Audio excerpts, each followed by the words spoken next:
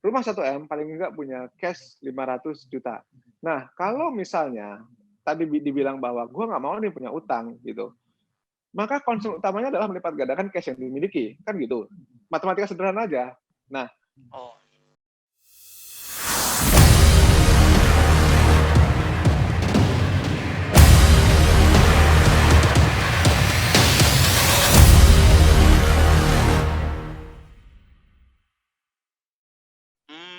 iya iya. Saya mengerti Kakanda, ini sangat masuk gitu ya, penjelasannya itu sangat enak, lugas, dan teratur gitu ya. Mungkin peserta-peserta kita juga merasakan hal tersebut ya. Jadi gini Kakanda, setelah dari nah, penjelasan Kakanda, saya jadi ada 2 pertanyaan sebenarnya, tapi satu-satu dulu ya mungkin. ya, Pertanyaan yang pertama itu tentang cara memilih rumah dan apartemen, tadi kan ada kata-kata apartemen ya sebenarnya. Yang kedua mm, itu adalah tentang cash flow-nya. Mungkin mm, pertanyaan pertama Kakanda. Nah, jadi kan misalnya nih, kita sudah mendefinisikan bahwa kita butuh rumah yang seperti ini sebagai tempat tinggal atau investasi, dan kita misalnya menginginkan apartemen sebagai tempat tinggal atau investasi nih. Nah, Kakanda, oke. tapi gimana sih caranya kita bisa memilih rumah dan apartemen yang tepat? Takutnya kan misalnya kayak dibohongin, atau kalau misalnya apartemen kan kayak ada yang aneh-aneh gitu ya biayanya, misalnya nggak ada lahan parkirnya, terus mereka ngejadiin ada biaya parkir, dan itu kan aneh ya sebenarnya yang kayak gitu. Nah, mungkin Kakanda Hmm, mempunyai tips and trick gitu ya, agar kita bisa memilih rumah dan apartemen itu dengan benar dan baik. oke. Ini dua yang berbeda ya. Artinya gini, kalau kita beli properti untuk investasi, berarti kita akan melihat market. Kita akan lihat pangsa pasarnya. Oke, kita akan melihat apakah ada orang yang akan menyewakan. Jadi gampangnya kita jual buah, apakah ada orang-orang yang datang untuk beli buah kita? Apakah kita jual di pasar atau kita jual di tempat yang sepi? Kan gitu. Kalau kita mau bisnis investasi properti, jelas gue akan rekomendasikan teman-teman untuk beli properti yang dekat dengan sumber-sumber income. Contoh sumber income itu apa? Perkantoran, mall, tempat-tempat yang ramai, tempat-tempat yang strategis. Kenapa? Karena percuma lu punya investasi kalau lokasinya jauh dari sumber-sumber income tadi. Lu hanya akan mengharapkan gain. Gain itu apa? Mengharapkan kenaikan harga rumah. Padahal kenaikan harga rumah itu butuh waktu yang bertahun-tahun dan illiquid. Sementara kalau kita mau bisnis, harus ada cash flow yang masuk. Setiap bulan harus ada orang bayar. Nah, itu yang pertama untuk investasi. Sementara kalau orang mau beli rumah untuk dirinya sendiri, maka kita nggak perlu sebenarnya terlalu memikirkan lokasi. Kecuali kalau misalnya rumah dan tempat kerja terlalu jauh. Nah, itu terlalu gawat. Karena bisa meningkatkan biaya transportasi. Itu teman-teman hati-hati. Jadi, pangsa pasarnya beda ya, investasi atau untuk tempat tinggal. Itu kelihatan di awal. Kemudian kalau untuk beli apartemen yang tadi disinggung sama AA Ilyas Aradia, gimana biar ngeliat apartemen yang bonafit atau enggak? Sebenarnya yang paling gampang adalah kalau kalian punya dana yang lebih, pastikan kalau beli apartemen itu yang benar-benar apartemen, bukan model-model rumah susun yang uh, maaf kata, tapi kan ada yang untuk teman-teman yang kurang mampu kan dibuatkan sama pemerintah gitu kan. Tapi banyak orang beli malah diinvestasikan. Nah itu kan nggak benar tuh. Karena peruntukannya jelas untuk teman-teman yang tidak mampu. Dibuatkan sama pemerintah harga miring. Nah, kalau kalian sudah punya dana yang cukup, belilah apartemen yang di tempat-tempat bisa dikatakan premium. Artinya apa? Developer-developer yang membangunnya memiliki kualifikasi mumpuni. Kalau kalian mau beli apartemen terutama yang sudah terbangun duluan, sebenarnya banyak cerita yang ada di Google ya. di search engine kalian bisa cek developer ini ternyata alpha ketika harus memenuhi tanggung jawabnya ke penghuni. Itu banyak banget. Jadi dari list-list itu kalian bisa tahu, oh developer ini nakal, oh ini lama ngasih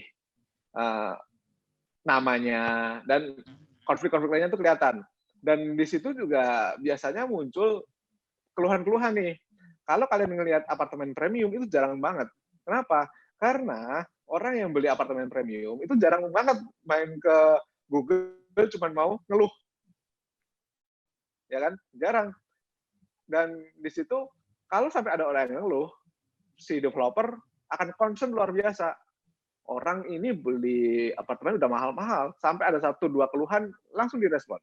Lain cerita dengan apartemen yang tanda kutip ya tadi, itu biasanya meskipun banyak yang ngeluh beberapa kali didiemin aja. Nah, kalian bisa perhatikan yang berita-berita yang muncul di search engine itu buat gua salah satu list untuk mengecek apakah si developer ini legit atau tidak.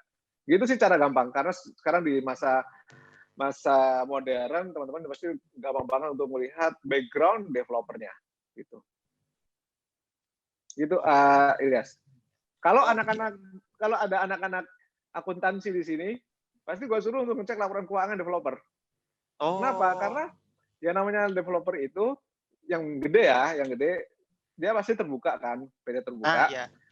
Kalian bisa lihat di laporan keuangannya, baik itu di sisi neraca maupun laporan laba rugi. Sekalian cash flow-nya ya kan. Kalau cash flow-nya negatif mulu, terus rugi mulu, dilihat ruginya kenapa. Nah, itu bisa dihubungkan dengan kepemilikan atau proyek pembangunan apartemen itu tadi. Kalau sampai nggak punya cash ya bahaya gitu. Gitu sih, Ilyas. Oh gitu ya Kak Kanda. Berarti memang kalau saya mengambil intinya itu sebenarnya yang penting infonya itu harus jelas ya dan memang terpercaya, kredibel ya sebenarnya kalau untuk Iya apartemennya. dong, betul. Karena kita takutnya ya kalau misalnya si pemilik atau yang mengembangkan apartemen itu tidak terbuka, berarti kan sebenarnya ada suatu permainan yang tidak diinginkan ya sebenarnya ya. Ya, terbuka di sini bukan berarti listing di bursa ya. Tapi terbuka kepada semua orang. Ya. Oh iya. Kepada semua konsumen. Ya kalau terbuka listing di bursa itu lebih bagus gitu kan, karena kita bisa lihat. Tetapi terbuka dalam lingkup yang lebih kecil adalah dia nggak menutup-nutupi dari pemilik unitnya gitu. Oh ya, terbayang. Dan kalian bisa ngecek dari kan apartemen yang sekarang udah pada terbangun biasanya udah ada yang isi nih, ya kan. Baik itu tenant atau pemilik di situ. Nah, saran dari gua adalah gini, sebelum kalian beli unit apartemen itu, kalian bisa sewa dulu aja. Mau itu bulanan, sebulan, 2 bulan, atau setahun gitu. Kenapa? Karena di situ kalian bisa merasakan feel dari apartemen, kemudian bisa nanya-nanya ke, let's say, ke ibu-ibu warung atau ibu di mana yang jualan di apartemen tadi, tanya-tanya. Nah, dari situ kalian bisa ngorek banyak informasi. Worth nggak sih kalau gue beli apartemen di sini? Gitu. Oh, benar. Berarti memang kuncinya adalah kitanya mau bertanya ya, Kak Kanda ya. Kalau misalnya kitanya nggak mau bertanya ya sama aja kalau kita dibohongin nggak mau bertanya ya kita yang salah. Ya, iya, benar.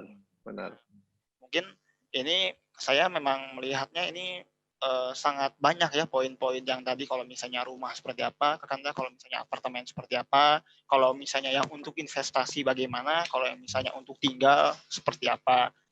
Mungkin kan itu secara garis besar ya sebenarnya. Nah mungkin saya mau sebelum mau membawa detail mungkin ya Kak Kanda mau ke yang arah satu lagi nih yang tadi saya bilang tentang cash flow.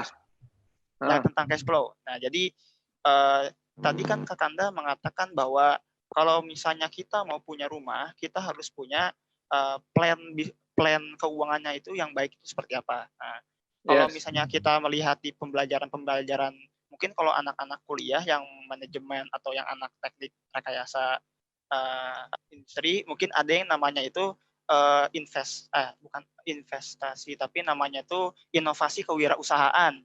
Nah, jadi yang saya tahu tentang inovasi kewirausahaan itu bisa menetapkan bahwa sampai beberapa tahun ke depan itu, sampai mungkin 10 tahun ke depan, setiap bulannya kita akan mendapatkan income yang aktif dan pasif itu seperti apa, dan kita bisa memetakan juga outcome yang akan dikeluarkan itu berupa seperti apa saja. Nah, tapi yang saya ingin tahu ini adalah bagaimana sih caranya kita bisa merencanakan financial plan-nya itu, inovasi kewirausahaannya itu, tapi tanpa pinjaman kalau bisa. Nah, itu yang keren tuh biasanya. Oke, sebelumnya gue mau nanya dulu. Yang dimaksud dengan passive income itu apa emang? Kalau yang saya tahu tentang passive income itu, jadi tanpa kita berusaha dengan banyak, maka si pendapatan income itu akan masuk kepada kita gitu. Misalnya kayak kita ngekos rumah, itu kan kita sebenarnya nggak terlalu banyak melakukan sesuatu ya, tapi si uang itu bisa ngalir kepada kita. Mungkin itu bayangan secara kasarnya gitu. Kalau yang saya gitu, pertanyaan selanjutnya nih ya, gue aja yang nanya sekarang. Kalau kita nggak ngapa-ngapain, itu kos-kosan ada yang ngunjungin nggak? Kalau kita nggak ngapa-ngapain, nggak akan ada yang ngunjungin, Kak Kanda. Nggak ada. Terus kenapa itu disebut sebagai pasif? Berarti kan kamu melakukan sesuatu kan? Oh iya juga, berarti ada kegiatan promosi atau yang seperti itu ya. Nah mungkin di definisi saya ada yang mungkin kurang bagus karena saya bukan termasuk anak tekniknya itu, tapi saya juga belajar tentang itu, tapi kurang bagus mungkin pembelajarannya. Mungkin Kakanda Andika mungkin bisa menjelaskan Kakanda Andika. Ya makanya ini bukan perkara anak ekonomi, bukan perkara anak akuntansi, bukan perkara anak teknik, bukan perkara anak arsitek dan lain sebagainya. Ini masalah mindset. Kenapa? Karena ketika kita lulus SMA udah ada muncul frame bahwa passive income adalah tujuan hidup lo semua, gitu kan? Gue lebih terganggu dengan kata-kata passive income itu, gitu. Kenapa? Karena sebenarnya nggak ada orang yang gue bilang, apalagi lo semua masih pada muda, kenapa pikirannya passive income, dan passive income gitu. I mean gini, even orang yang beli saham terus mereka dapat dividen dari saham, mereka tuh melakukan analisis gitu. Income investing istilahnya. Artinya mereka melakukan analisis perusahaan-perusahaan mana aja yang bisa menghasilkan dividen secara rutin untuk memenuhi kebutuhan mereka. Mereka hitung itu semua, bla bla bla, gitu kan. Orang jualan kos-kosan seperti yang AA Ilyas Arradia tadi bilang. Ya, Kakanda. Ya, tadi bilang gitu. Padahal pertama dia harus bangun kos-kosannya dulu. Oke. Itu sama aja kayak lu bikin gedung, harus ada orang yang bikin gedung, apartemen, orang-orang biar masuk ke dalam apartemen itu sendiri. Ya kan? Ini cuman skalanya yang beda. Berarti ada part bangun. Oke. Yang kedua adalah part marketing. Gimana caranya biar orang ini, biar barang yang kamu punya ini layak dan dilihat sama orang-orang sehingga mau menyewakan. Nah, itu yang kedua. Terus yang ketiga, kan harus diperbaiki juga nih dalamannya. Contoh, ya mungkin